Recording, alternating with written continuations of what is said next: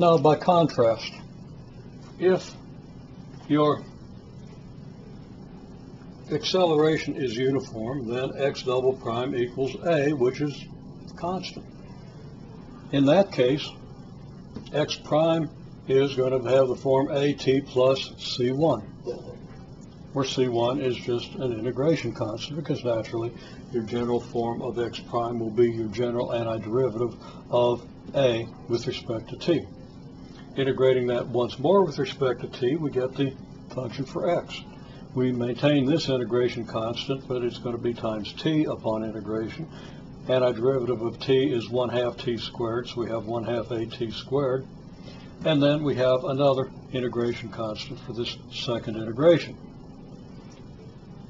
The first function, x prime equals at plus c1, well, x prime is the velocity. Okay, so we could use v, and that's equal to at plus c1, but as we saw just a bit earlier, if we have form at plus whatever, it was at plus b before, it's at plus c1 now. C1 is just as arbitrary constant as b was.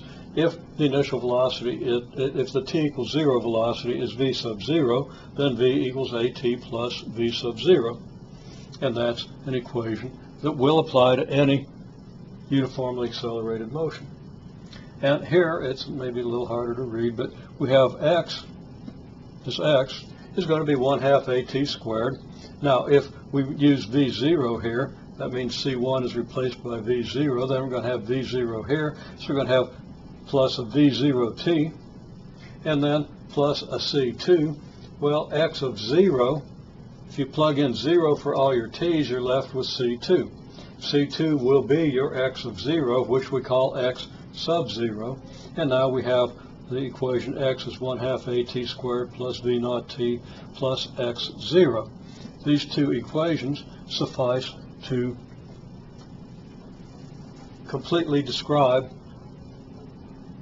uniformly accelerated motion. Now, there are a couple of equations that we derive from these. If we eliminate t from these equations, we get an equation that actually can be combined with Newton's second law to give us the definition of energy, work and energy. Okay?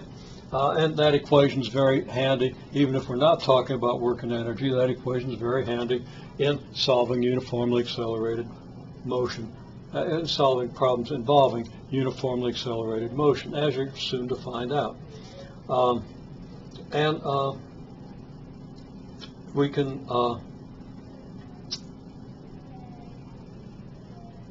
do other eliminations to get other equations. I'm not going to detail those because we're far enough along with this. We'll see those very shortly.